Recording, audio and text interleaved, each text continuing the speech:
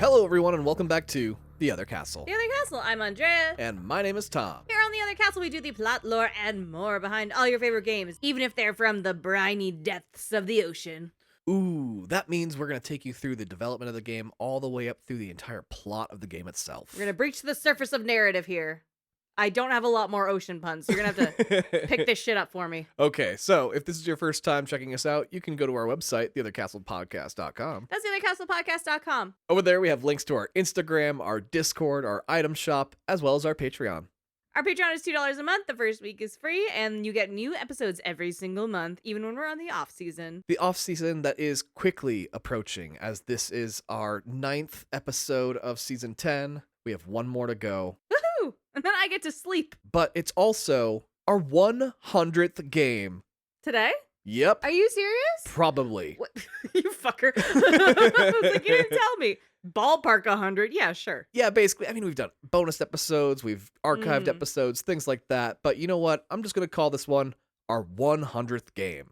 Yeah, and if you don't like it, you can fight Tom in the Discord. That is linked below. Well, that's because Subnautica has been on the list of games to cover since, like, Season 2. Really? Yeah, and I have blown it off every single season because, quite frankly, I don't like swimming games. You don't tell me anything about what's going on in the show. I didn't know this. Or I do, and you block it out. What'd you just say? Yeah, exactly. So, yeah, Subnautica has been a game that has just been dancing around. People have requested it, and just quite frankly, I didn't like swimming games, but then I played Dave the Diver, opened up my eyes to it, and was like, all right, let's at least for Season 10 with our 100th game, do Subnautica. Okay. Now, is the swimming game basically a walking sim but wet? You would think that a little bit. This is more of a survival game. Oh, that's kind of fun. I want to start off with a definition. Thalassophobia. A word derived from Greek, it is defined as the persistent and intense fear of deep bodies of water, such as the ocean, seas, or lakes. I have the opposite of that. This is not to be confused with the fear of water. It's the fear of the unknown that lurks in the deepest depths of a body of water. That's the feeling indie developer Unknown Worlds Entertainment invoked with its cult classic, Subnautica. Inspired by the insanely popular Minecraft, director Charlie Cleveland was wanting to make a non-violent game that inspired people to be creative. Okay, I'm with you. He was tired of living in a world where children lost their lives in math class, wanting to create a simple exploration sim to help drown out the insanity of the real world. Oof, good luck.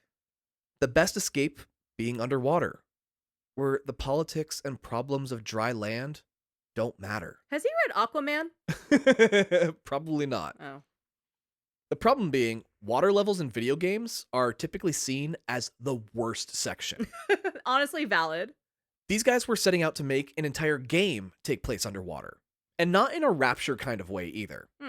So put away your bioshots because I couldn't find any, surprisingly. If you're gonna challenge me with finding an excuse to drink, I'll figure it out. And that's mostly because these guys are more Half-Life fans than Bioshock fans. Their first big release being a mod built for the first Half-Life game. Oh, that's cool. They opted for the Unity engine so they could find a large swath of talent thanks to the popularity of Unity. Since investors weren't keen on making an underwater game, as not a single one has ever sold well, the team set itself the task of making as fun a game as possible to win people over. Instead of going by the Halo formula of 30 seconds of fun repeated over the course of several hours, Unknown Worlds set its sights on 5 minutes of fun instead. Ooh. The first 5 got them enough money to stretch those 5 minutes to 10 minutes of fun, which got them more interest. They continued this process, adding and tweaking along the way, to the point of having over 50 minutes of fun in a single sitting. That's cool. Never repeating itself. Using this approach, they also pushed out previews to the fans of the indie studio, getting their opinions on how the game should look and feel. That's interesting because also, obviously, their first project being a Half-Life mod, they're going to get really hardcore gamers. These are not casuals. Oh, absolutely. And people that like to do mods and things like that. There's a very specific community of those people. Yeah, so these are going to be actually quite insightful pieces of feedback that they're getting. Many of the decisions that were made, Charlie Cleveland has no problem saying he vehemently disagrees with, Oh, but admits that Subnautica is a game built by a team, not a singular person. And he's able to put his ego aside for what the people want from his game. that's rare to find in a leader. Eventually releasing a 3-hour demo with most of the mechanics included, just without any story. But the people playing started to speculate on it, wondering why they were exploring and building on a strange waterlogged planet filled with bright and colorful sea life. They would find out on January 23rd, 2018, when Subnautica released to the public on PC and Mac. I thought this was way the fuck older. No, it's not that old. Huh. Same year as, Red Dead 2. Don't do that. There's something that feels very like PC old era about this title. Maybe it's from me knowing nothing about it. I think the indie nature of it, so the Mm. graphics don't look, up to par today. And apparently you've been talking about this since 2017 or some shits. Maybe I subconsciously think it's been around for fucking ever. It has a little bit because the pre-release did come in 2016, Okay. so it's been around a minute. The consoles finally saw it in December of 2018 as well. It rests at an 87% Metacritic score, Solid. with the only real problem being a few glitches. That happens. I mean, you've played Cyberpunk 2077. Right, exactly. This being made by an indie developer, even in 2025, there's a pop-up when you turn on the game that asks you to report any bugs you find by pressing F8. Oh, even if they don't take that out, there's something comforting about them being like, proactively, please let us know. Yeah, right? It went on to win Best Indie Game at the Player's Choice Awards, and was even nominated for Andrea's favorite award, a BAFTA for Best Original Property. It just feels like they're so revered over there, you know? Yeah, they actually give a shit. It's a fancy statue. I love it. To date, it has sold right around 6 million copies, That's impressive. spawning a spin-off titled Subnautica Below Zero, Ooh. as well as the recently announced Subnautica 2. Wait, so when was the sequel announced? That was back in October, actually, at an Xbox panel. Oh, so just like within under a year. That's really cool. Yeah.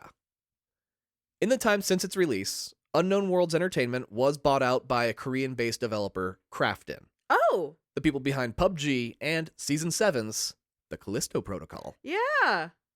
However, they have stated nobody on the team has changed, and Unknown Worlds will still operate as an indie studio for the foreseeable future. That's super fucking impressive. Almost every time something gets bought out, people just fall. They get shed. It's horrible. I've been a victim of that. I was just gonna say, that's happened to you. Yeah, it sucked. I'm still mad about it. Fuck you. But especially in the gaming world where it's so dripping in layoffs and shit. Well, I don't know how much longer they can remain indie Oh, if God. Subnautica 2 is a smash hit like everyone is anticipating it to be. If that's their pipeline to big dollars, fucking go for it. Exactly, right? Callisto Protocol is not really bringing in the money No, for them. it's not. So Sorry, guys. Crafton actually kind of needs this to be a hit. With that being said, it's time to hop in your prawn suits, What? fire up your Cyclops, Huh? and prepare to go deeper than you've ever gone before, Goombas. Yeah. Because this is Subnautica. Can we circle back on the prawn suit? Alarms blare and klaxons wail as you strap yourself into a chair mounted to the wall of a rattling escape pod. Through the chaos, a robotic female voice calmly counts down from 3 to launch. You blast off and away from your mothership. Through a tiny porthole, you can just barely see something strike it, causing a fireball to erupt, filling your minuscule field of view. Your craft begins to rumble violently from the shockwave of the blast, causing a metal sheet of wall paneling to come loose inside the cabin. It bounces around the walls a few times, and then flies straight at your face, knocking you out cold. You wake up to a warning, saying the escape pod is on fire. You take control of Riley Robinson, and looking around, you can see flames spreading inside the very small room. Fortunately, there is a fire extinguisher nearby, so you pick it up and put out the blaze. You decide to keep it in your inventory should you need it again later. You make some quick repairs to get powered back up, and realize you must have landed somewhere, as you're no longer flying through the air. You find a clear glass computer tablet on the ground and pick it up, powering it on. You're greeted by the warm blue glow of the Altera Company logo, your employer. To be fair, they're just about everyone's employer these days, Yikes. on nearly every inhabitable planet. It reminded me of By and Large from WALL-E. The robotic woman's voice speaks to you, saying that you've suffered only the mildest of head trauma. Still had trauma, though. This is considered a desirable outcome. This voice will be speaking to you pretty much throughout the entire game. They're not a real person, and it's not even a Cortana or GLaDOS situation either. It's simply a computer program giving you information. A non-sentient voice. But it also doesn't receive a name, so I'm just going to refer to this piece of software as the voice. Oh, I was hoping you'd say, like, Delilah. Oh, do you want that instead? Yes. Okay. Your tablet is in emergency mode, which means its main objective is to keep you alive on an alien planet until rescue arrives. My tablet barely fucking plays games. However long that may take. It might even start to feel like colonizing after a few years. But don't worry, help is on the way. Much like, for example, a Fallout game, your tablet, or PDA as they call it, is full of menu screens to navigate for your inventory, as well as craftables like survival gear, a habitat for living and research, as well as whole-ass vehicles for exploration. That's cool. If you're going to be stuck on an alien world, you might as well make yourself useful and learn something. That's the plot of The Martian. Yeah, right? Basically. You're kind of left to your own devices on an alien planet, and they're like, well, get to fucking work. Don't waste your time farting around. See if there are any resources here to exploit. Oh, God. Also, alien life or whatever, if they have it. Please don't frack the aliens. You'll also have to monitor and maintain your food and water intake, as well as your oxygen levels. Is this a lot of resource management, then? The game is pure resource management. Really? Yeah, so you have to go and find the resources and then build shit. Okay, so this is a big wet thing. There's a lot of resource management. Sounding a little like Dave the Diver. No, it's absolutely nothing like Dave the Diver in the end. Okay, but forgive me, because on paper... I get where you can sound like that. Yeah. There is fishing involved, but, you know, every game has fishing. Every game has fishing. You are collecting and crafting, which does happen in Dave the Diver, but here, this is for your survival, not your restaurant. Oh. You just made Dave the Diver sound so dumb. Like, yeah, oh, for his fucking lemonade stand? Who gives a shit? Yeah, go play that. Yeah, and as far as the direction the story goes, it's equally as wild, but not even remotely the same. I'm excited. I'm strapped in. Fortunately, your escape pod also has a fabricator on board. What is a fabricator? It's like a 3D printer that can create anything you have blueprints for, just so long you have the materials for it. Dudes in video games fucking love 3D printers. Also in real life. Seriously. Most dudes I know love a 3D printer, and they're really good at it. I want to see more women in STEM fucking with 3D printers. Honestly, I want to learn 3D printing a little bit because I haven't gotten into it yet. Of course you do. It also randomly has the ability to cook your food for you, too. The 3D printer can cook. Okay, I get it. Now I'm into it. It's kind of a microwave. Yeah, I want that. I want it to zap me up an omelet or some shit. There is a radio on board, but it was damaged in the fire, so it's out of commission. Ah.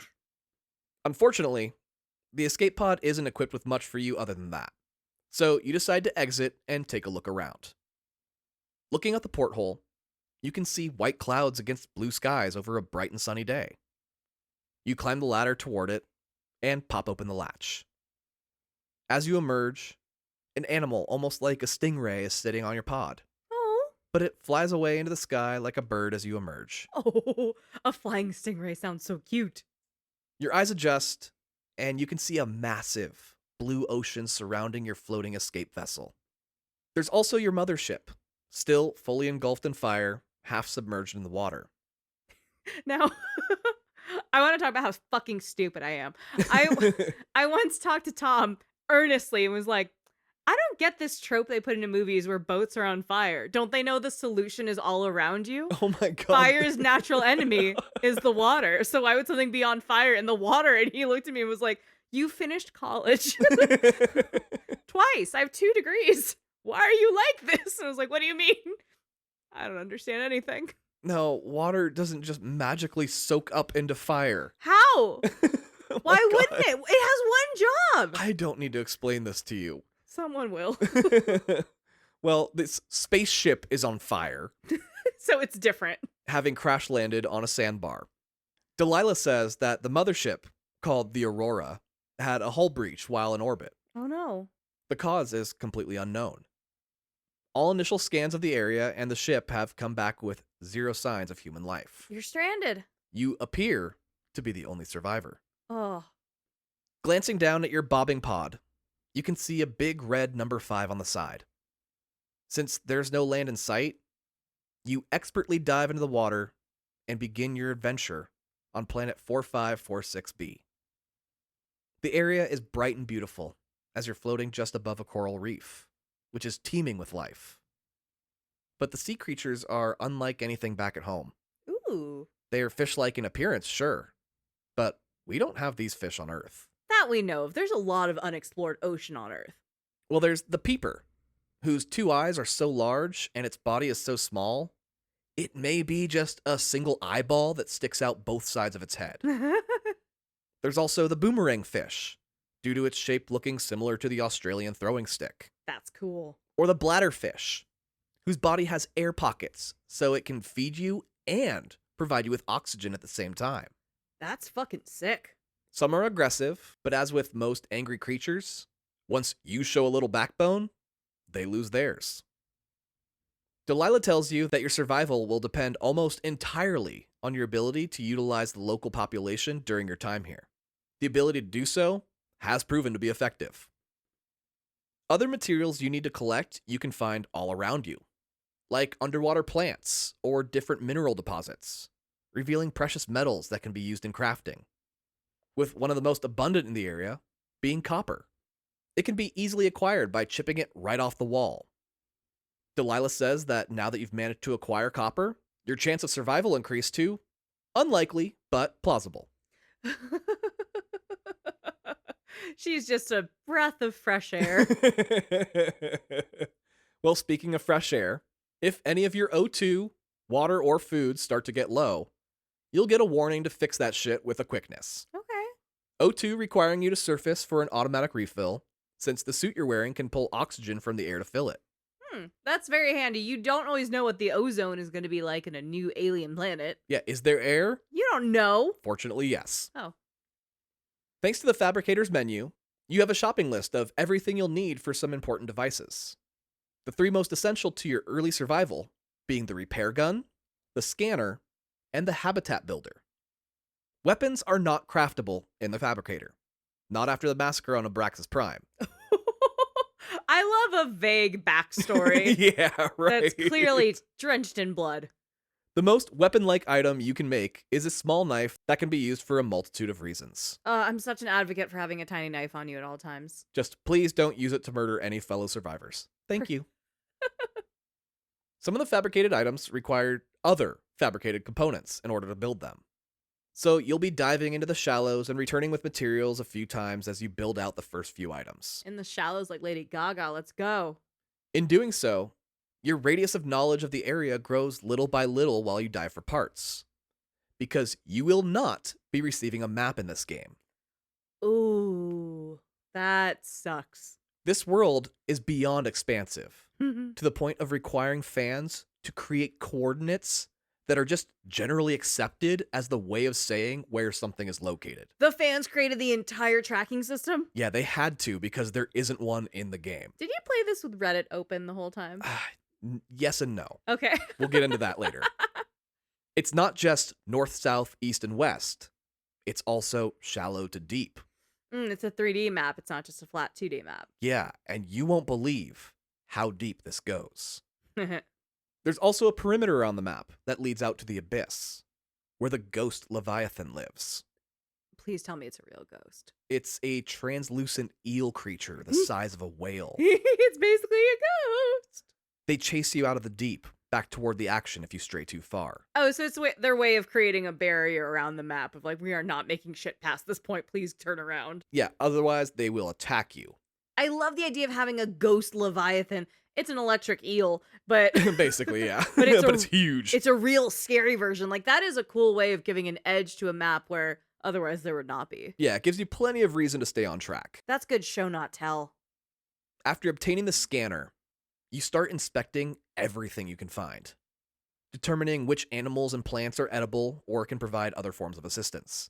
So that implies that there have been people on this planet before, at least. Like, there's some semblance of logs, or at least observing what kind of organic material is there and being able to identify if it is edible or useful or anything. Yeah, Delilah, as we are calling her for some reason, is like a very advanced AI. That's cool. There's also equipment from the Aurora that you can find scattered about that went flying in the crash. While swimming through some tall seaweed-like stalks, you see some metal scraps floating down in front of you. Looking up, you see a many-toothed barracuda shark chomping away at some loose pieces of hull. Ooh, barracuda. Their teeth are so sharp, it uses the Aurora's fuselage as a chew toy. That's fucking great. I love the ocean. I get that this is scary for a lot of people. This is making me happy. This is just exciting to you? This is great. Oh, you're a lunatic. What? I love the ocean. It snarls and snaps at you, but with a few swipes of your knife, it swims away. I love that you threaten to stab it. You're like, your fucking gigantic razor sharp teeth, I'm gonna poke you. Yeah, and it works. Because your knife is probably equivalent to one of their teeth. Oh no, their teeth are twice as long as your knife. They are wildly intimidated by you, though, and that is impressive. Like, reasonably, should eat you here, game over. Yeah, their teeth are actually a crafting item later. That's so fucking cool.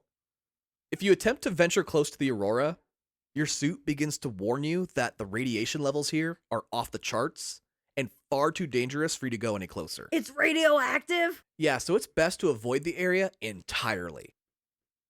With building supplies in hand, you return to Escape Pod 5 and build the repair tool. Using it, you fix the rest of the broken equipment inside the pod, including the emergency radio. It immediately locks onto a signal sent out by the Aurora, which reassures you that rescue will arrive in 9,9,9,9,9 hours. Oh no, and it's not stuttering on the word 9. No. It just maxed out. In the meantime, please use the radio to locate other distress signals sent out by any potential survivors. At every point, they're like, get back to fucking work. This is a toxic work environment. Very much so. In fact, it's radioactive. It's so toxic. But bum. While swimming near some scattered wreckage, your scanner picks up the blueprints for a device called a Sea Glide. It's a handheld machine with a propeller that can help you swim at far higher speeds, I want one. as long as it has enough battery. Just before heading out to test it, you notice a red light flashing on the radio, indicating a message was received.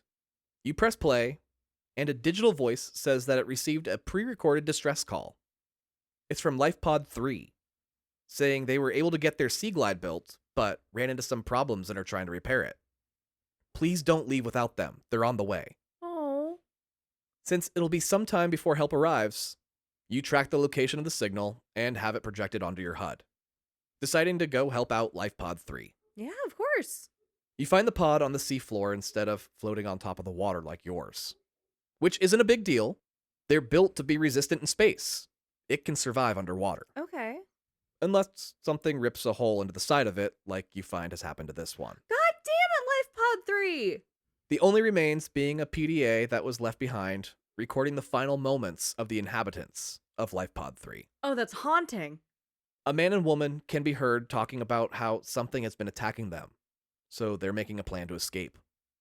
The man says he has fabricated a battery that should increase the speed of the Sea Glide. If his calculations are correct, it should be faster than the creature trying to rip open their escape pod. If they're not correct, they'll have about 30 meters before they run out of power. Oof. Well, either way, you get out of the pod. You search in every direction for the two, but find no sign of them, other than a couple wrecked Sea Glides. Oh, I was hoping you'd say nothing because they made it. Nah, they got eaten by some shit, huh? So you accept their fate and stop searching for them. Exploring the watery world, you find more and more salvage from the wrecked Aurora. Delilah tells you that there is a vast network of caves hidden inside the rocky surroundings, Oh, that's cool. but your O2 supply is too small to make it that far. Back at your own escape pod, you build a better dive suit. One that allows you to resist some more depth, as well as hold more oxygen in the tank. There are also a couple more distress signals. One from the Aurora's head chef, who received 0 warning and just barely made it to pod 17. Oof. Once again, you find the pod on the floor of the ocean, opened up like a can of tuna. Oh, God. The chef's final log says that the Aurora was equipped to make this planet livable with everything they need to build something called a phase gate. which is basically a teleporter from home base to here. Hmm.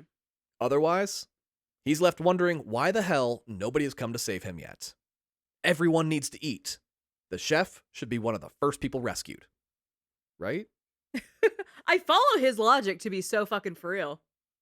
While traversing the underwater planet, you start to hear a deep, guttural sound, almost like whale song. Following the noise, you find an underwater island that appears to be alive. That's because it's not an island. It's a gigantic creature called a reefback. Oh, that's so fucking cool. Your scanner tells you that it is considered a Leviathan-class animal due to its immense proportions. It's as if a stingray had grown a turtle shell the size of a small island. Oh, that's so fucking cool. And carries an entire ecosystem upon its back.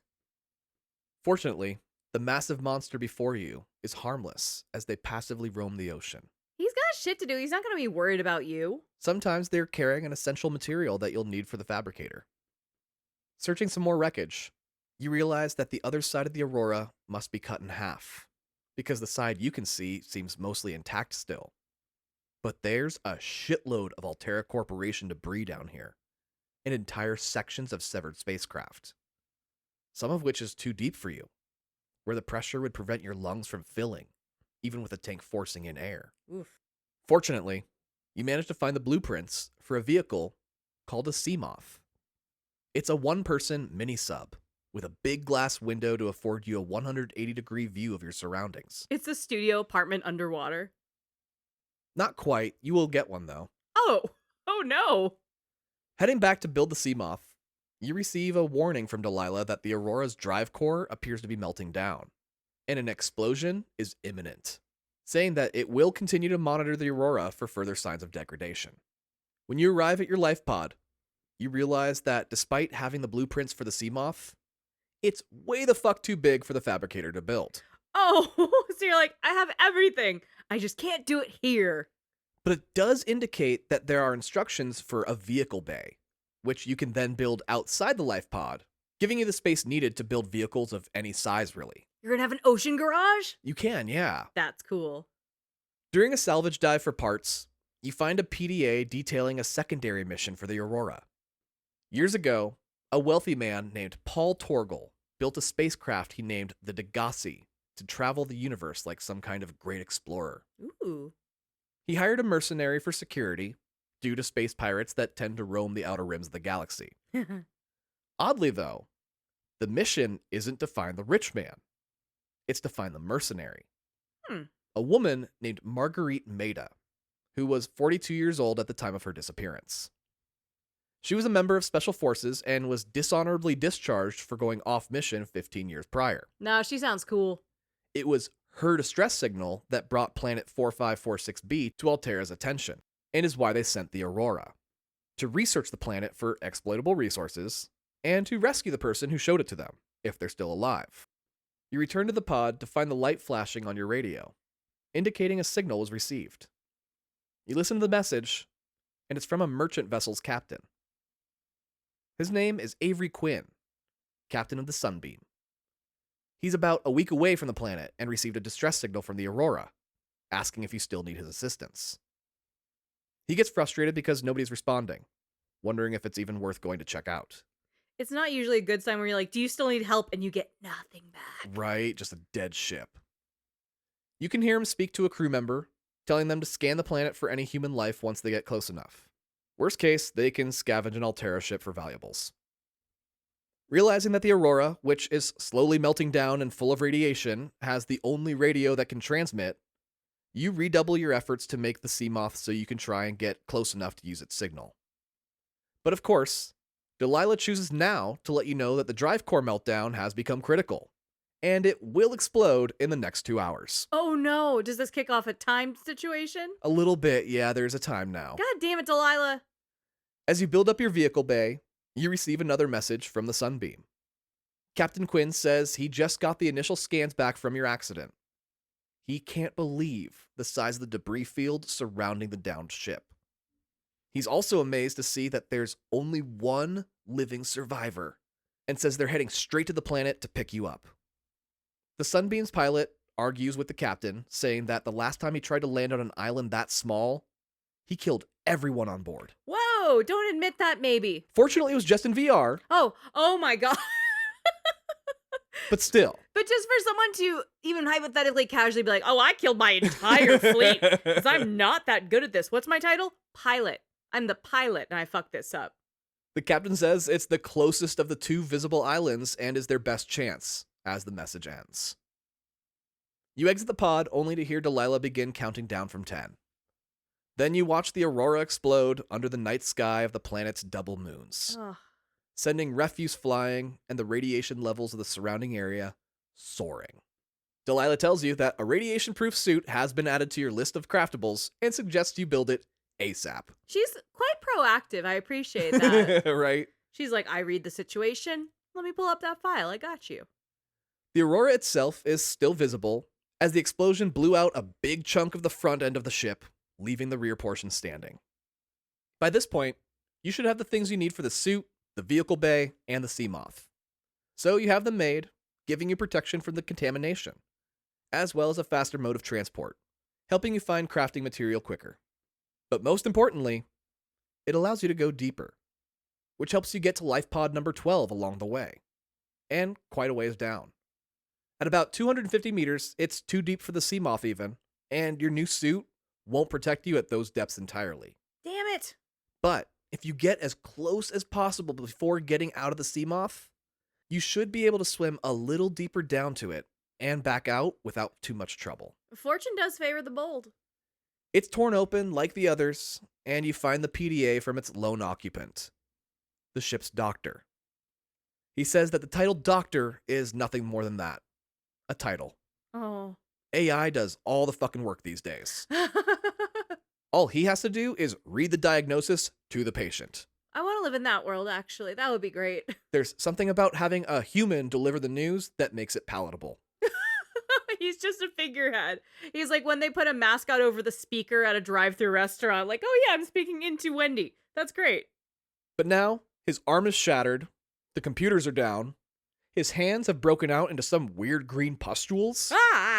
No. He doesn't think the life pod can take the pressure down here, and he has no fucking clue how to fix any of it. Oh, this poor doctor who isn't actually good at medicine, finding himself in a pretty horrific medical situation.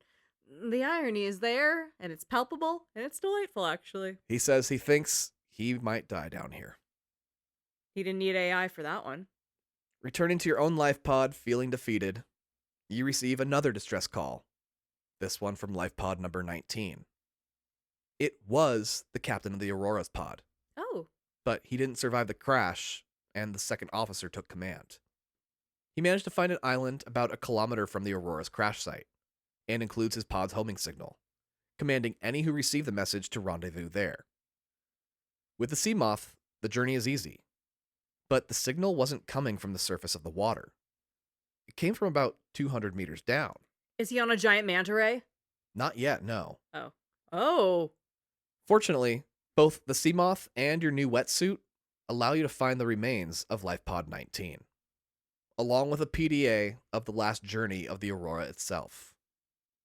You listen as the captain commands his second officer to leave him behind, land near the island, and that the people are now under his care. Life Pod 19 ejects, and the second officer screams out as he watches the Aurora get shot out of the sky by some unseen force. Oh. And the recording goes dead. Fuck. This is pretty creepy. Right? You find a gigantic section of ship down here as well. A whole ass kilometer away, so you search it. One of your craftables being a laser cutter for when you encounter doors that were sealed shut in the carnage. Once inside the ship, you find all sorts of furniture and equipment. Using your scanner, you can create the blueprints for everything you could ever need, from desk chairs to coffee makers, or electronics for vehicles you have yet to discover. During your hunt, Delilah reminds you that everything you use, from the office furniture to the natural elements of the planet itself, are the property of the Altera Corporation, and that you will be charged for everything you use during your stay on this planet. She's being a fucking buzzkill. Don't tell me you have a fucking tab running while I'm trying to stay alive at work. So far, your bill is at 3 million credits. Oh my... I assume that's a lot. It sounds like a lot, It right? feels, I don't know what the inflation situation is under the sea in space, but fuck me. Don't be a bummer, Delilah. Realizing the second officer was aiming for an island, you surface to see if you can find one nearby. But there's nothing but water, so you return to the pod.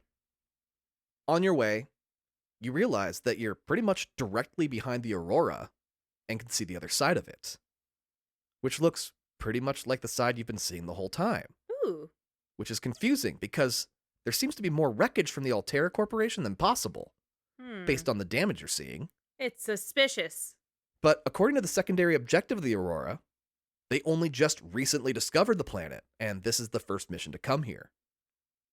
Deciding to get a closer look, you can see a debris field behind the Aurora.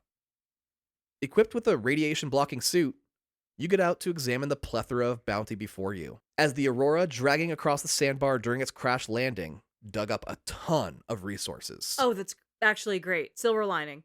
As the player, you become lost in the thrill, especially when you're wearing headphones, as the enchanting music keeps your head bopping to the beat, along with the tink tink tink of breaking off chunks of rock that have been otherwise very difficult to find. So this is very satisfying. Only for it to be interrupted by a roar that drowns out all other sound as your body is forcibly whipped around and shoved down the throat of some monstrosity, killing you on the spot. Your vibes got killed by something eating you? Taking this game from survival sim to horror survival sim without any fucking warning whatsoever.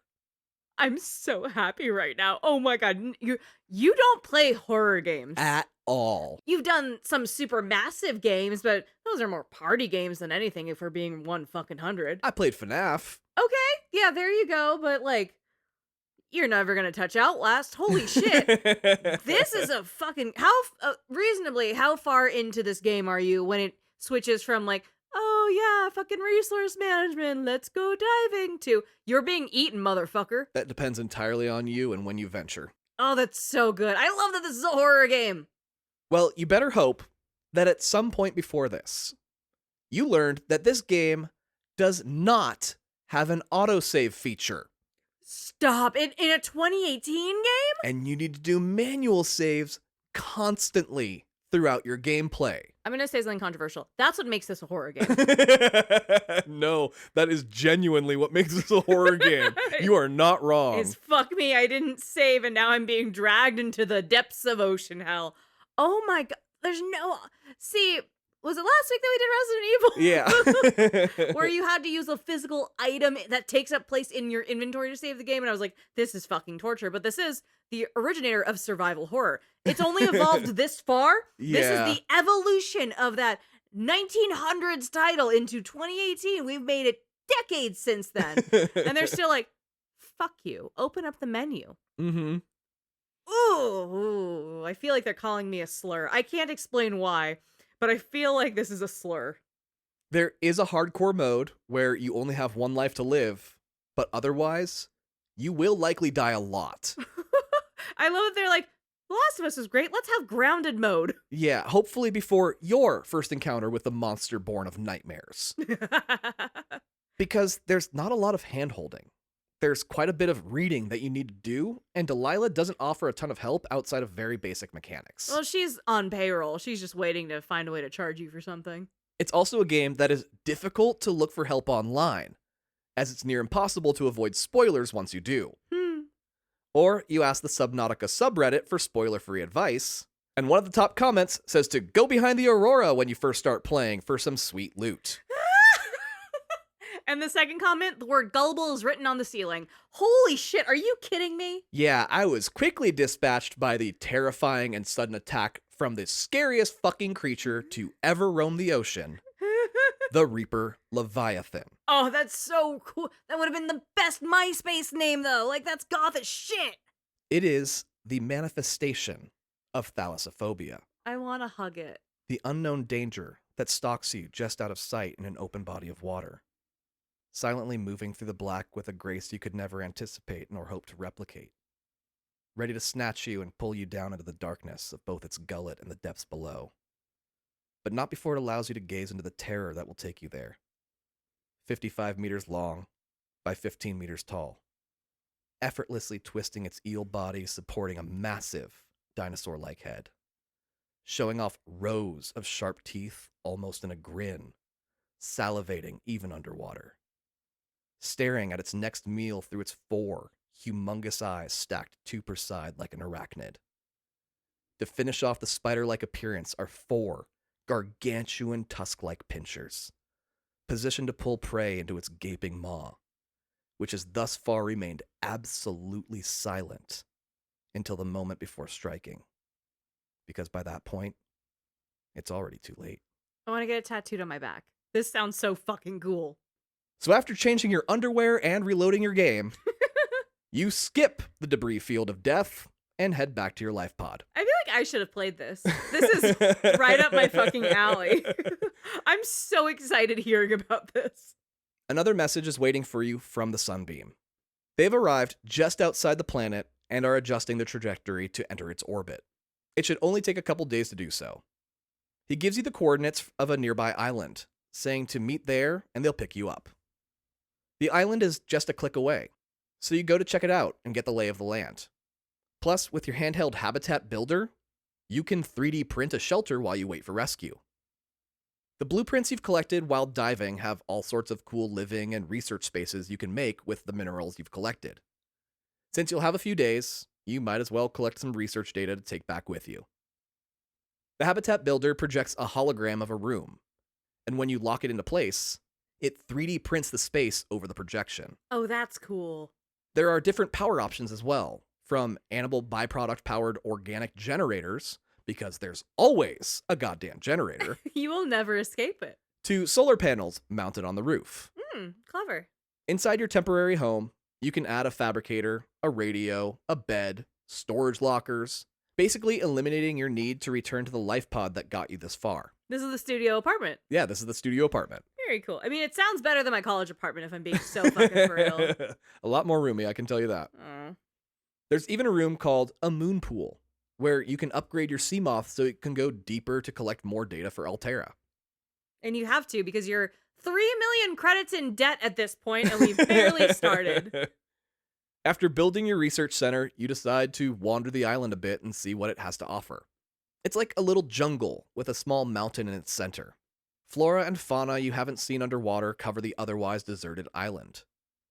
You crest a ridge and see a whole ass building, clearly made of alien technology, as no earthling would design something with so many jagged edges, or out of a stony greenish gray material you have no record of existing. Ooh. There's even a doorway made of hard light. Earth has invented a lot in this distant future, but it has not yet figured out hard light. What is hard light? It's literally that. It is light that is physical, like a Oh. force field, you would think of it as. That's cool. It appears to be one long building jutting out into the ocean like a peninsula, with a segment equally as tall sticking straight up toward the end. Approaching the hard light doorway, you can't cross through to the inside. Nearby, you find an access panel, but it's missing a component. Looking around the island, you find a stone tablet with glowing purple accents that match the design of the doorway's terminal. You insert the tablet, and the force field into the building vanishes. It glows green inside, and after scanning the structure, you discover that it's essentially one gigantic computer. Whoever designed the building was able to communicate with it telepathically, implying they were an extremely intelligent species. Unfortunately, the language they spoke is not translatable, so you can only guess what the signals this place is transmitting are saying. Delilah analyzes the structure and says that it's unclear if the design is functional or aesthetic. Why not both? However, further probing into its database shows pictograms detailing that the power for this facility comes from some deep underwater source, likely some form of thermal energy from the planet's molten core.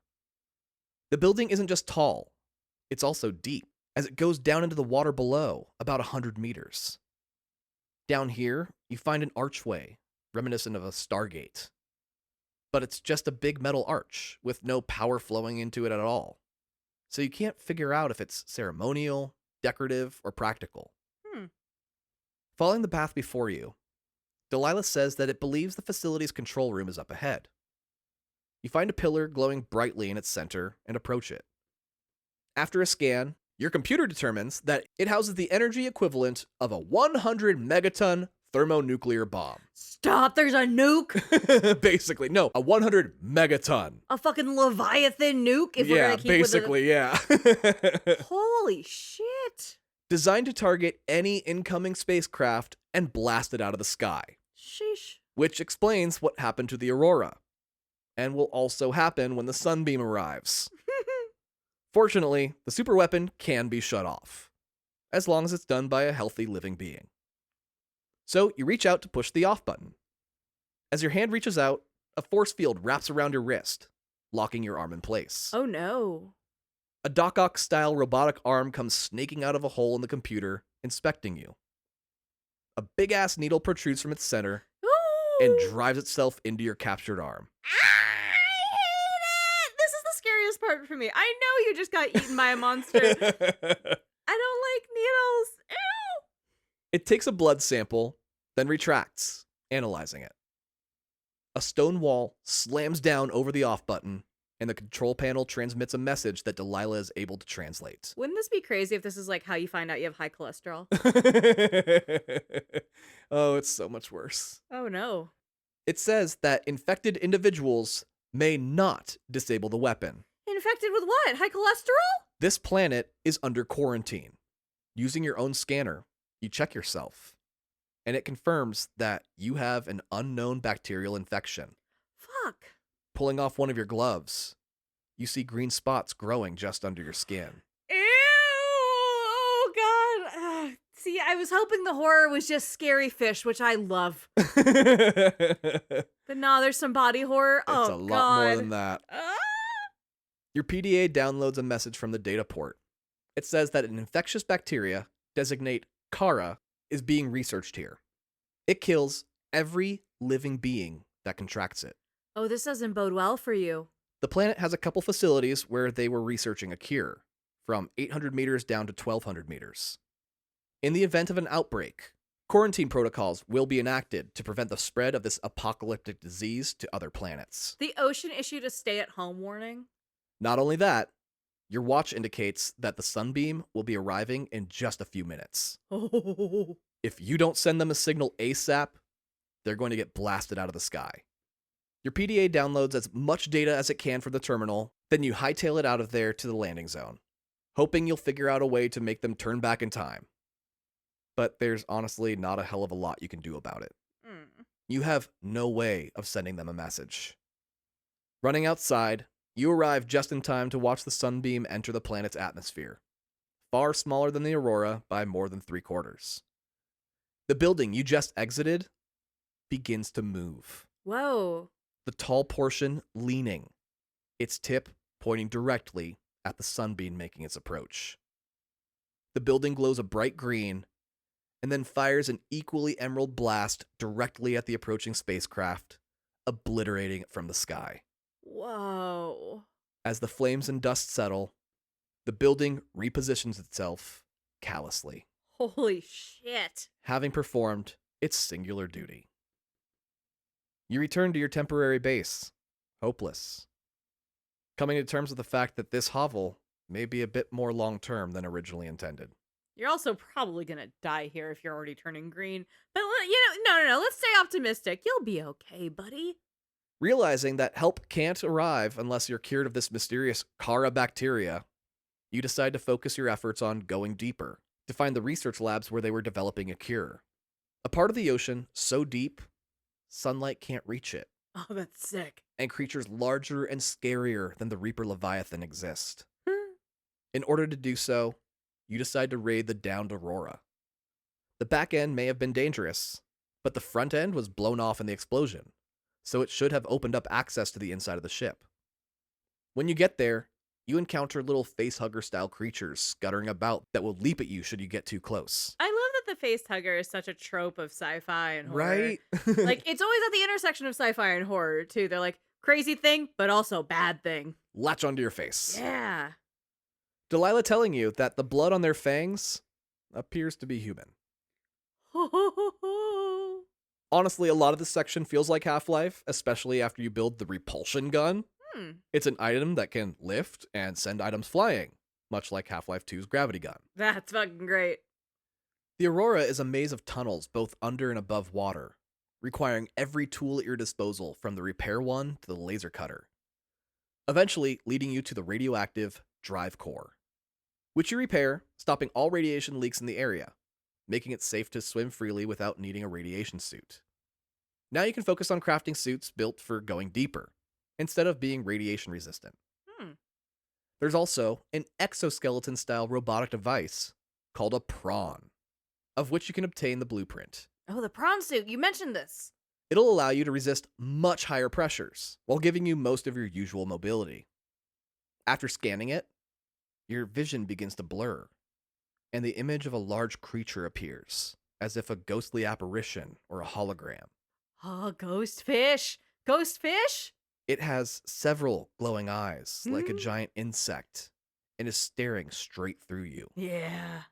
It asks, "What are you?" in a breathy woman's voice, and then vanishes. Ghost fish. Ghost fish babe. Ghost fish babe is in love with you. Let's go. Terrified by this strange vision, you decide to leave the Aurora to find the other island that apparently exists. This is why I wouldn't survive in anything. I see that and I'm like, you are my friend and I want to chase this high. Not, this is a bad thing that I should avoid. You were easily lured in by the trap. Yeah, I'm kind of an idiot. You heard me talk about how I don't understand how boats can be on fire earlier.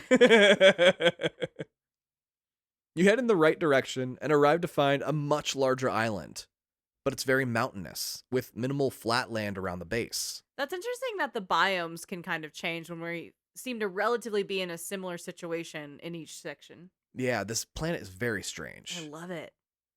Diving underneath, you see that it's actually a floating island, held aloft by some kind of buoyant plant life.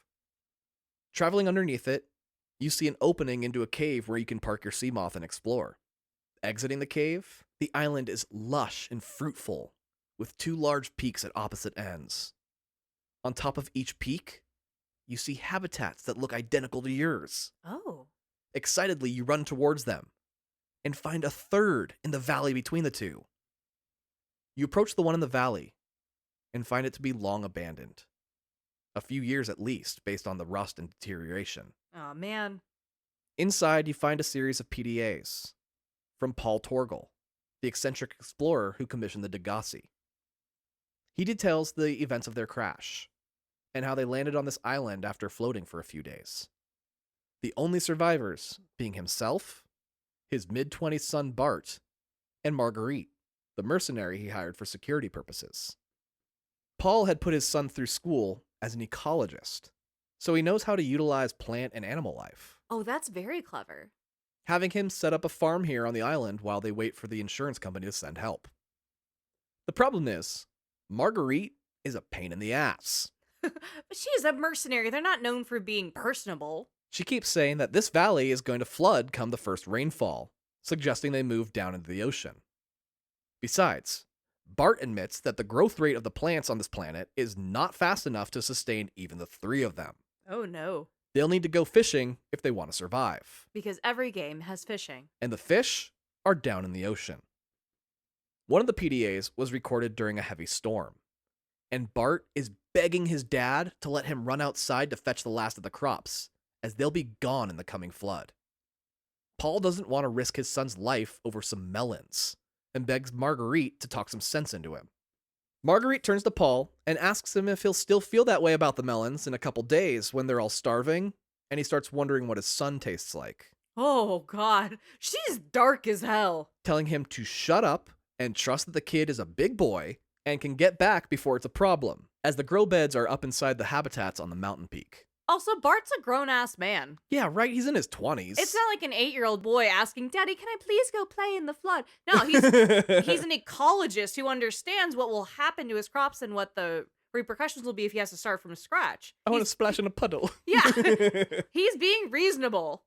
A final one between Paul and Marguerite has them talking about one of those glowing stone tablets, wondering what it does and where it came from. With Marguerite saying it's another reason to go deeper and find out more about this planet. Someone or something has been here before, and she's curious to find out. But Paul thinks she's just itching to fight something, being the aggressive pig that she is. So he kind of hates her. Oh, he fully hates her. But the feeling's mutual, at least. She seems like she hates everything, in all fairness. Up in one of the greenhouses, you find the final PDA belonging to Bart. He says that it's the first time he's seen sunlight in months, having just resurfaced from living underwater with his father and Marguerite. He cries, saying that his dad was right. They never should have gone deeper. Oh. They weren't wanted down there. Now, Dad and Marguerite are forever a part of this incredible planet, knowing he'll soon be joining them. At least he gets to go out looking at the view. God damn, this is dark. Bart's plant beds being yours to build now, giving you more access to food without having to actually hunt for it. And there's clearly fertilizer nearby if there's a corpse. Oh, God. No? Too dark? Okay. There are some caves on the island as well, and if you explore, you'll see another archway here as well. But no matter what you do, it sits there doing nothing, so you leave the island and return home. Back at your base, you check the materials you'll need for the prawn suit, and realize that some of them you haven't encountered yet. But you do have a sea moth and suit that can go deeper than before. So you explore some caves that eventually open up into a large cavernous space, where building-sized bioluminescent mushrooms fill it.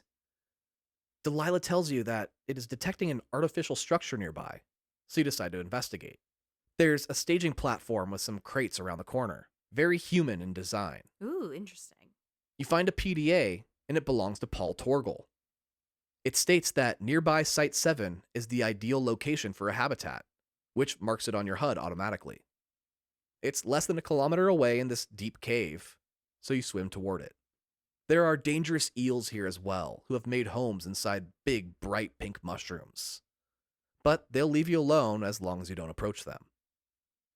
You reach the location and find a huge habitat here at 250 meters below the surface.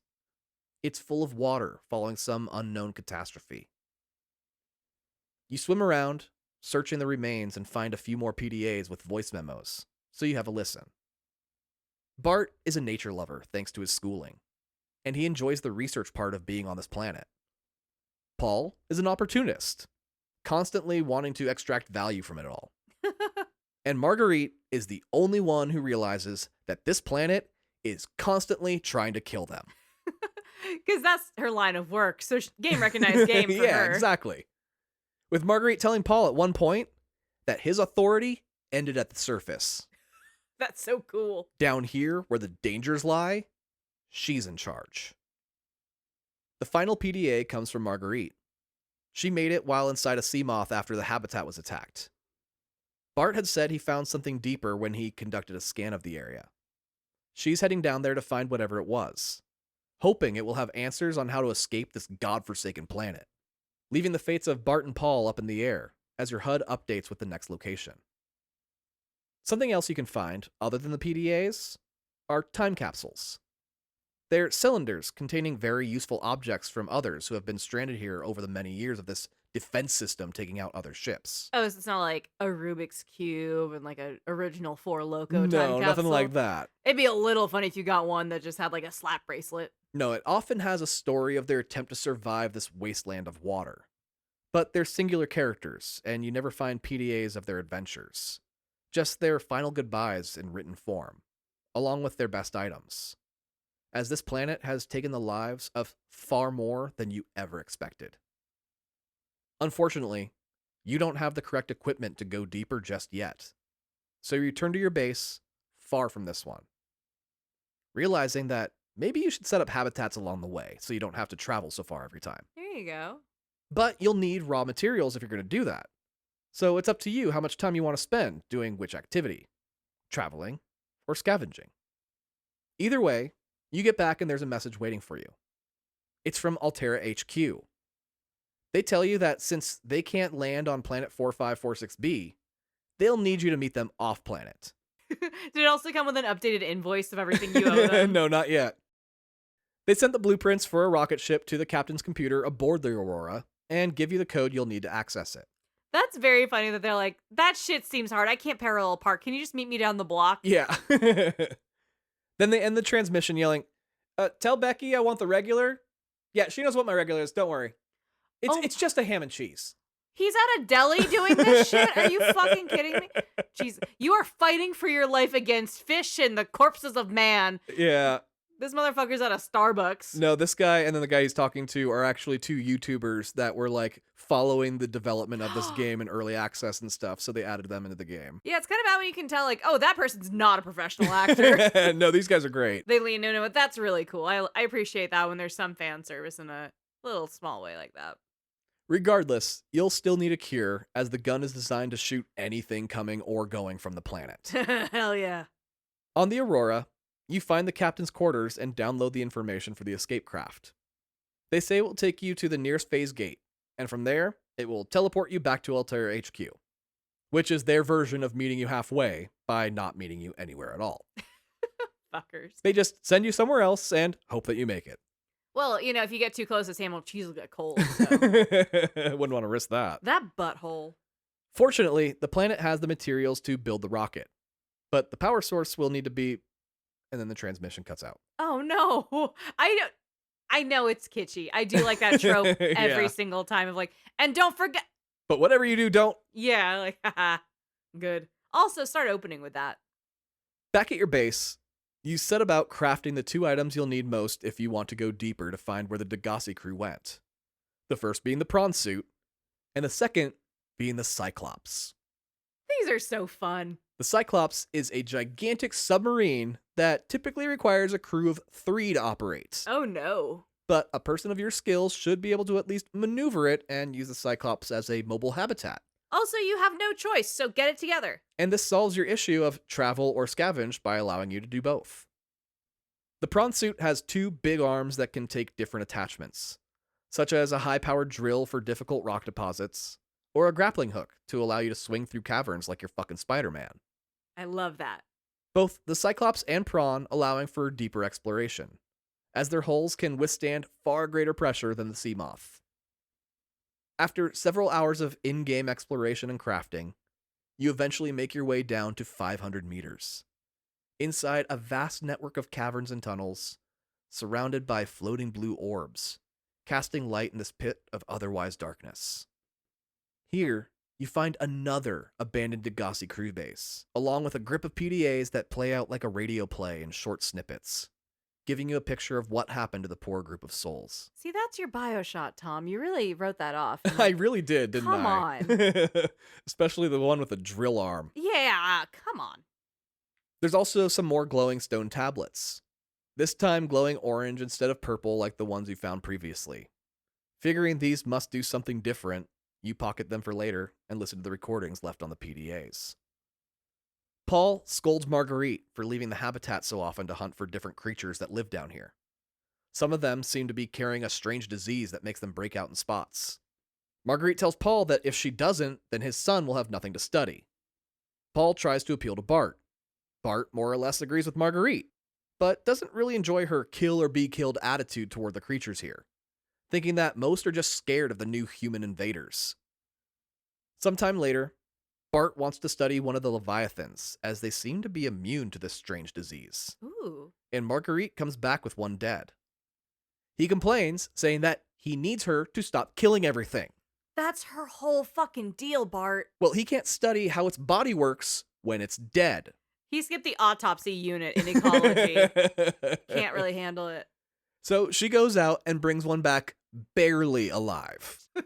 She said malicious compliance. Here you go, bitch. Paul tells her she's insane.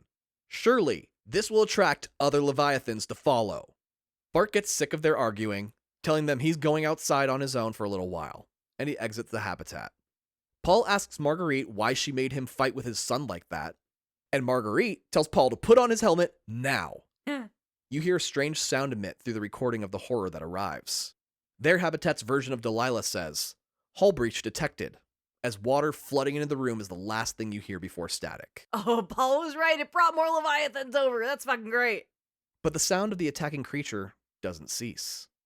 It's not a Leviathan at all. Oh. However, it's so large, I'm shocked that it's not classified as one. It's called a crab squid. It resembles a giant octopus, but instead of tentacles, it has 8 crab legs and 2 small arms near its mouth. I want this as a plushie so bad. Its head looks like a glass sphere surrounding a massive brain, as the crab squid towers 20 meters tall over you. God, this would have killed in the Tumblr era. It emits an EMP, disabling all of your electronics temporarily, while it attempts to chase you down. God, that's cool. Just before it catches up, your Seamoth's power returns, and you punch it, tearing ass out of there, back to your waiting submarine. Yeah, I would fully die just staring at it and going, that's fucking sick. Oh, I'm gone. There's a message waiting when you board. This one wasn't being sent to you, though. Your ship's computer picked it up out of the airwaves and translated it. The message is unlike any you've heard before. It's a strange voice, like a digitized demon. It says that they discovered 9 survivors and have successfully eliminated 8 as they search for the final one. And then there was one. Fuck yeah. But it's unclear if they're even talking about you, No, they are. as you know how quite a few of your fellow crewmates died, such as the 2 ladies in Life Pod 6, one of whom thought it was a smart idea to light a flare inside, Inside their pod. with the other telling her to put it out before, and then an explosion cuts out the recording. Look, just because the digital demon said that 8 were eliminated doesn't mean they eliminated them. That's fair. They could be sitting on the sidelines going, all right, what's the plan? Maybe we approach from the side. Oh, no, they exploded themselves? All right, cross 2 off the list. Keep them moving. You know, sometimes a happy accident occurs in your mission. That's all I'm saying. Well, you're also unsure how many people survived the crash. All you have is what the Sunbeam told you. You're the only one left. With the new orange tablet, you return to the island with the giant gun, hoping to find more information on the alien technology. It allows you to enter a new section, introducing you to a power source used by the aliens. A green glowing ion cube. Remembering a plinth with a similarly shaped hole near those archways you keep finding, you decide to place the power source into the hole. The archway lights up, a green light appearing inside the ring. Entering it, you are immediately teleported to the island with the Degassi crew's first base, opening up some fast travel options. About damn time. This also signals about the time when you should be switching from the Seamoth to the prawn suit more often. Mainly because the Cyclops submarine can take you deeper safely, and there's a lot you won't be able to explore without the prawn suit, as its depth capabilities far outstrip the Seamoth's. One of the things you learned about the Degassi crew is that they never made it beyond 500 meters. And you know the research facility where the beings from this planet were looking for a cure is at 800 meters. Which means it's time to go deeper. Starting at the final Degassi base, you take your Cyclops submarine, load the prawn exosuit into it, and follow the dark tunnels down into the depths of the planet.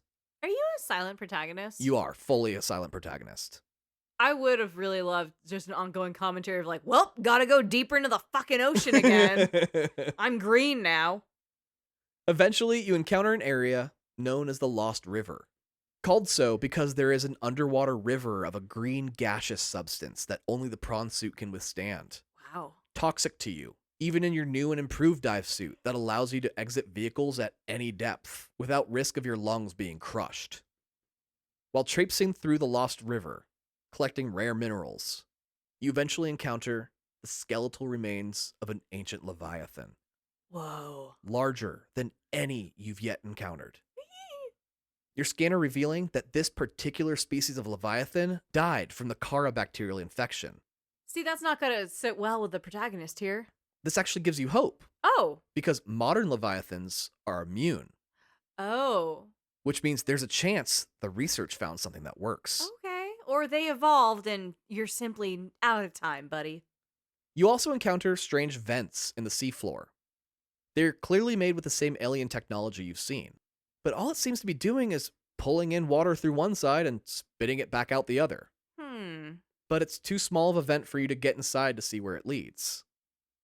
Eventually, You find more signs that the intelligent beings, known as the precursors, were down here, as you find glowing green pillars clearly creating a path towards something.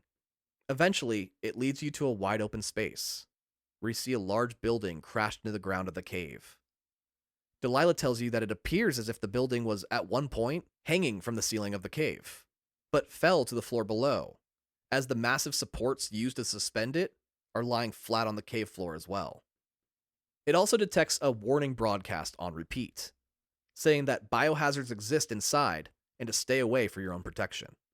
Every form of sea life at this depth is trying to kill you. If it's not unclear by the earlier depths, yeah, the planet is not happy that you're here. Yeah, it's also not just the disease slowly eating away at your insides. Yeah, no, they're being way more proactive than that. They've got their plan B, which is disease. It'll eventually get you. But plan A, chomp, chomp, chomp. But they all seem to be staying away from the building itself. Oh. So you venture closer, looking for a way inside. All while the roars of an ancient horror echo across the cave walls, their source unseen. You find a way inside, and it's completely flooded. Delilah says that the walls of this place are much thicker than the previous alien structure you found, indicating it was built to either contain something within or keep something out. Ooh. Whatever the intention was, it clearly failed. But the data terminals here still work, so you download info to discover more about it. You find a log detailing the fall of the building. A wild leviathan had made its way down to this facility and began attacking the supports. In the haste of the emergency, they destroyed 314 of the 315 specimens they were studying. Whoa! With the final one going missing entirely. Because of that single lost entity, the planet's quarantine protocol initiated.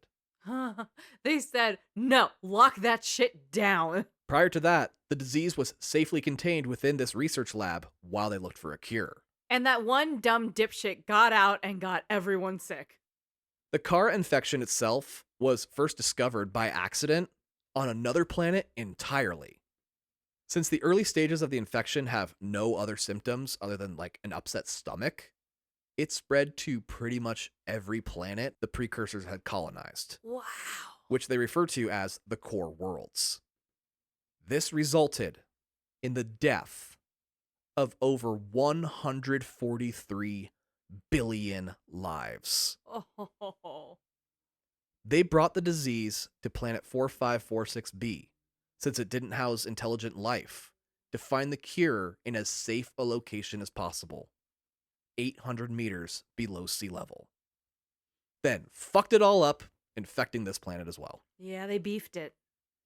Since you're in the heart of where the disease began its spread, you give yourself another self-scan, and Delilah informs you that the bacteria has spread to your lungs, saying you need to find a cure quickly, or the next phase of the bacteria will begin, and that's when the real pain of the disease begins. They say you ain't seen nothing yet.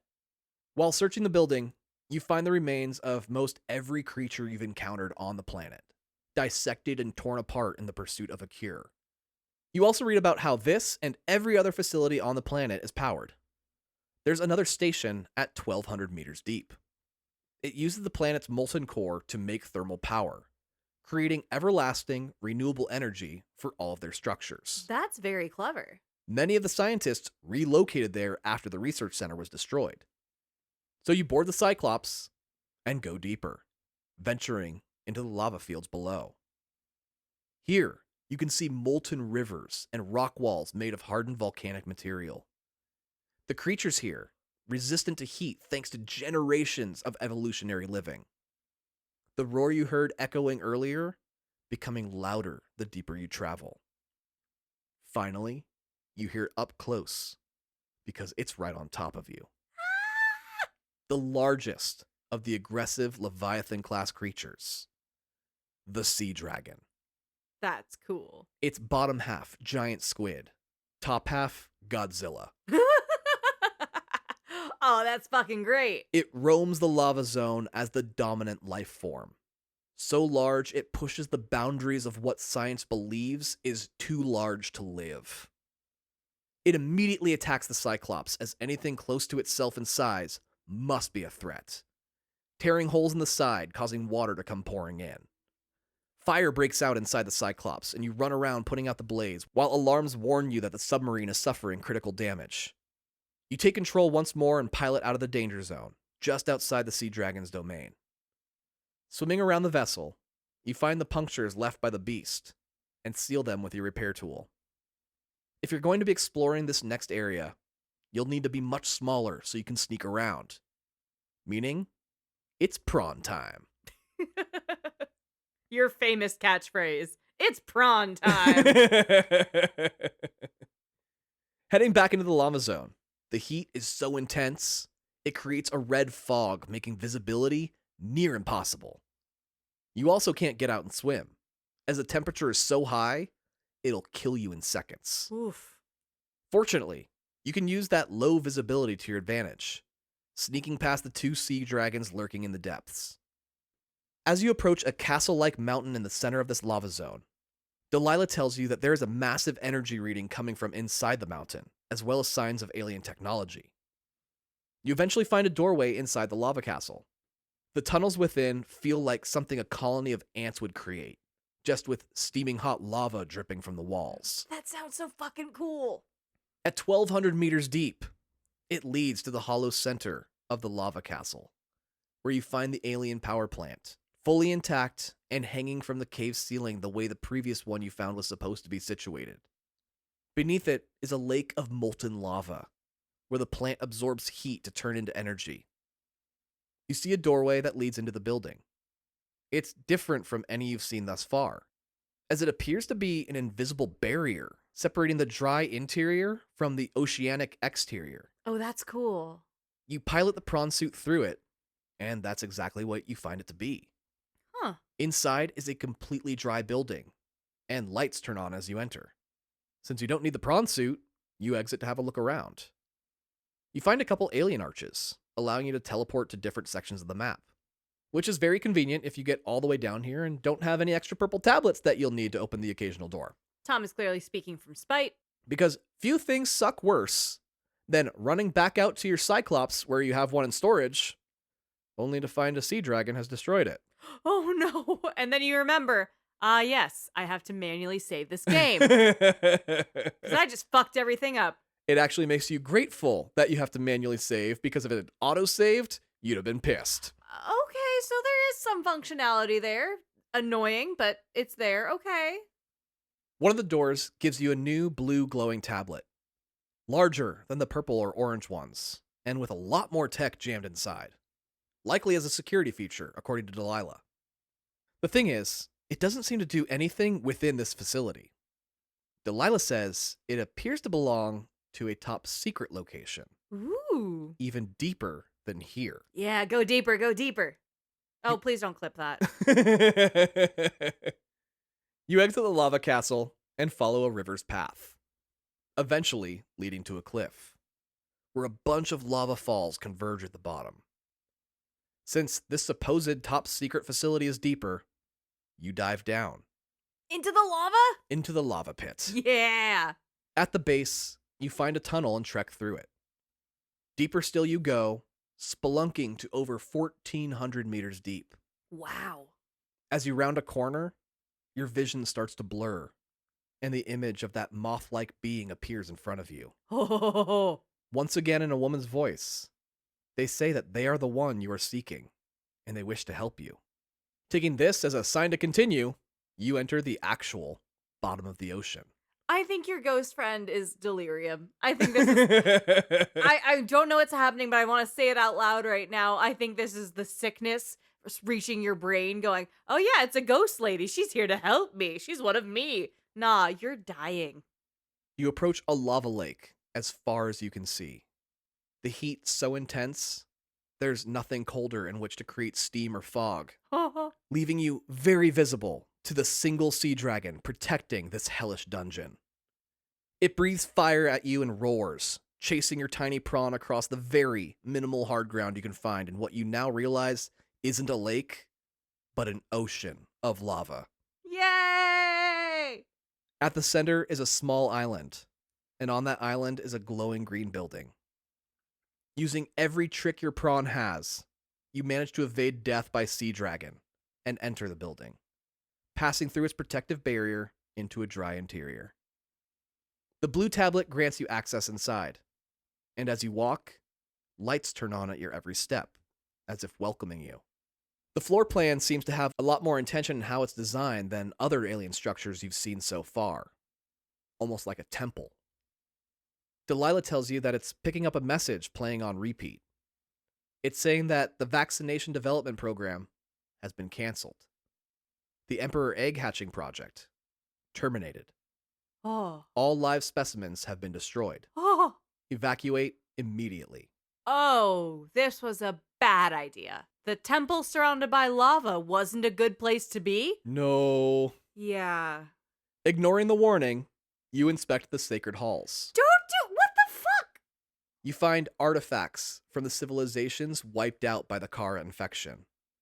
Last remnants of the core worlds, destroyed by the hubris of the precursors. The active data terminals you find give you a glimpse on how some of the technology here is operating, over 1,000 Earth years after being abandoned, describing how that water ventilation system you found works, saying there are vents all over the planet, pulling water in at much cooler temperatures than the volcanic waters at these depths, in order to keep the containment unit at a comfortable temperature. Then the water is recycled from the containment unit out to each of the vents. You can see them working, and through the tubes, you see a bunch of those possibly one-eyed fish called peepers flowing both into and out of the vents. You scan them, and Delilah tells you that in cross-referencing the research completed by the scientists from this facility, the peepers in the outgoing tube all seem to have something that incoming peepers don't. Something called Enzyme 42. Enzyme 42 is what the precursors believed would be the cure to the outbreak, but they couldn't find a way to synthesize it into a viable cure. However, it does explain why life has been sustained on this planet. The food chain essentially follows from peeper up to Leviathan and survival of the fittest. Some sea creatures do get the disease and die, but the ones who end up on that food chain full of Enzyme 42 survive.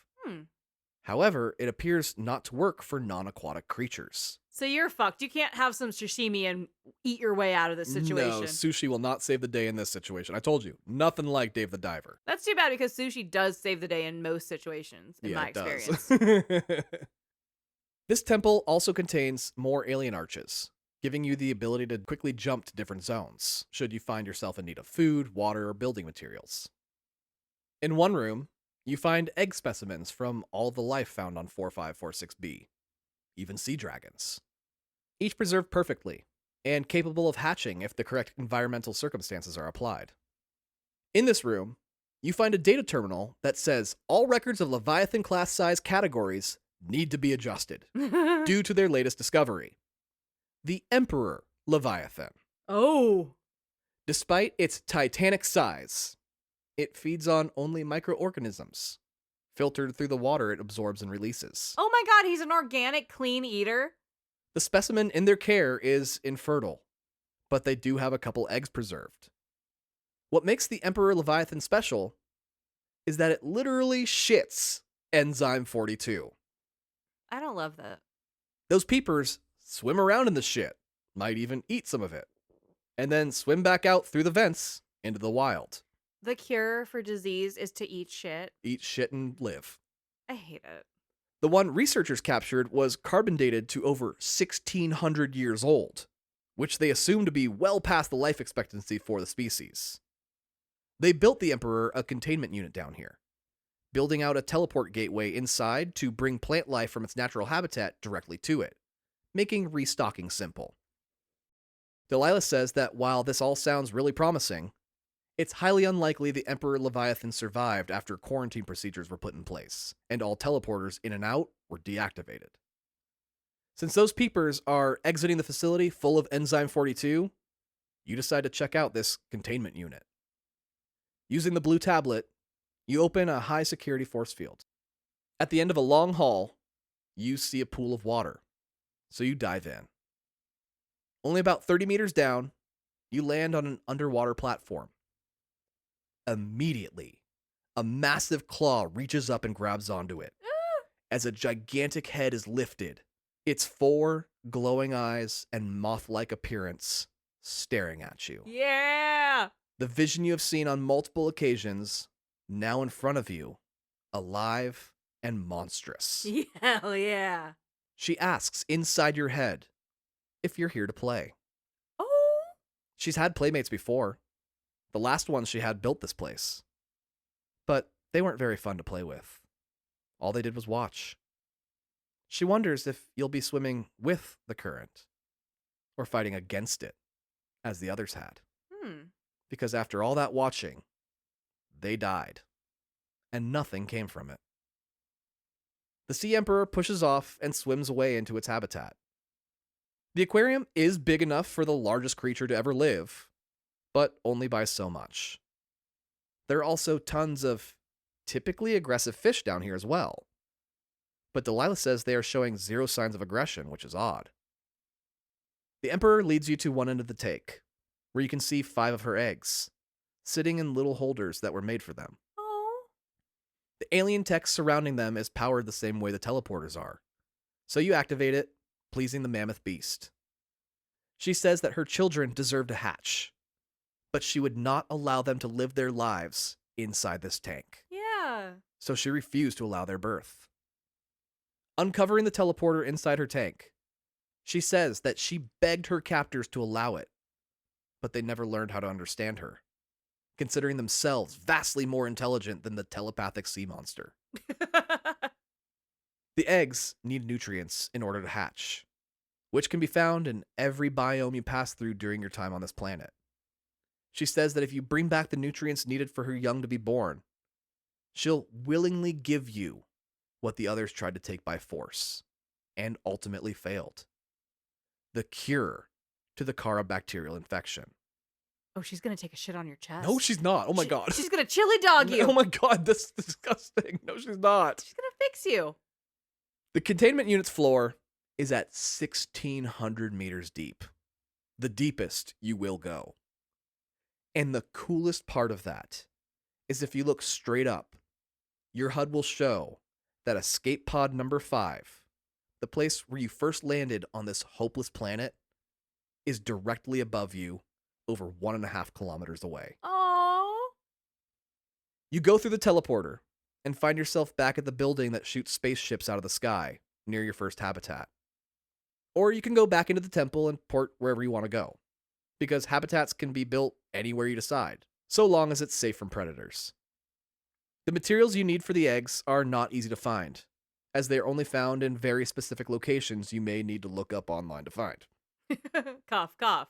But once you have them all, you return to the Emperor and her eggs. And since the pressure at 1,600 meters is closer to the pressure at 200 meters for the comfort of the Emperor, you can even bring the sea moth through the portal back to its lair. Oh, that's lovely.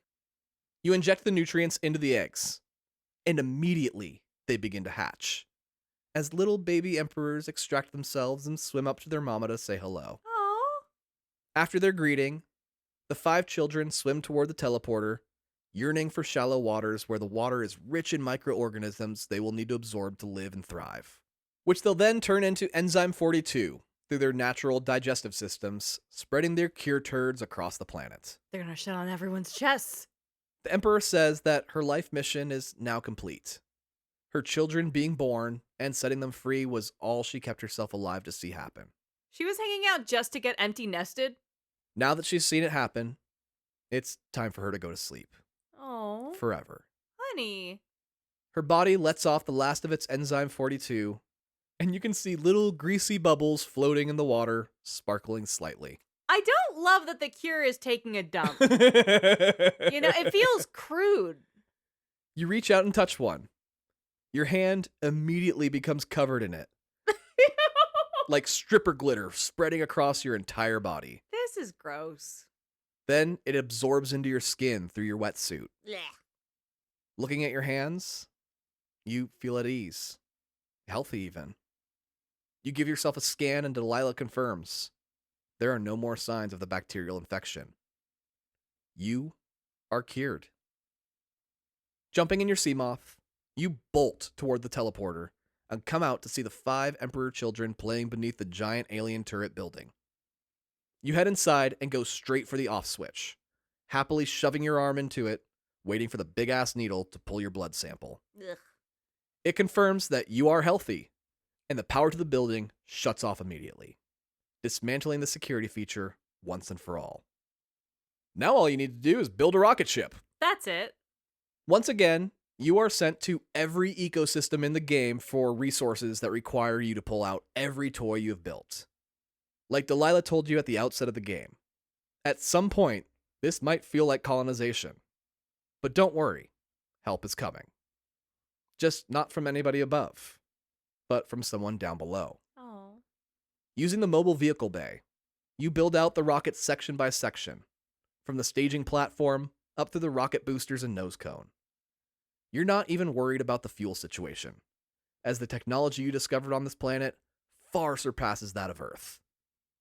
After one final sleep in your home of the last few months, you climb the platform and board the elevator to the top. Inside are a series of switches and terminals that need activating.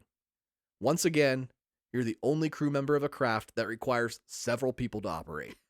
And you have shit all over your hand. Your final objective being to create a time capsule, asking you to write a message to whoever finds it, along with a few items that helped you along the way, and a single screenshot had you taken any. Originally, time capsules were sent to an online database where players could vote on them. Oh, that's cute. And if one was approved by the Council of Gamers, it was randomly deployed to a location in the game. That's really cool. That has since shut down, and the time capsules in the game are there forever now. I mean, that's really sick to get in early, not even early access, like first year or so of gaming, Yeah. and your footprint's still there. I think that's really cool too. That's beautiful. You sit in the captain's chair, and Delilah tells you that all systems are now go for launch. You peer out at the 360-degree view of porthole windows. Through one, you can just make out the still burning Aurora.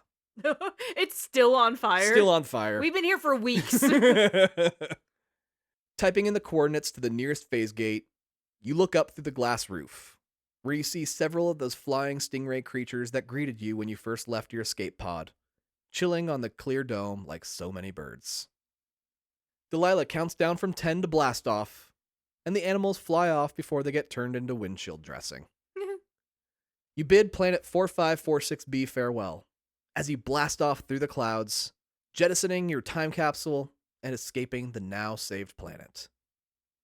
However, years of ships getting shot out of the sky has created an orbit of debris around the planet, and you crash right into a ship's hull section. Oh, shit.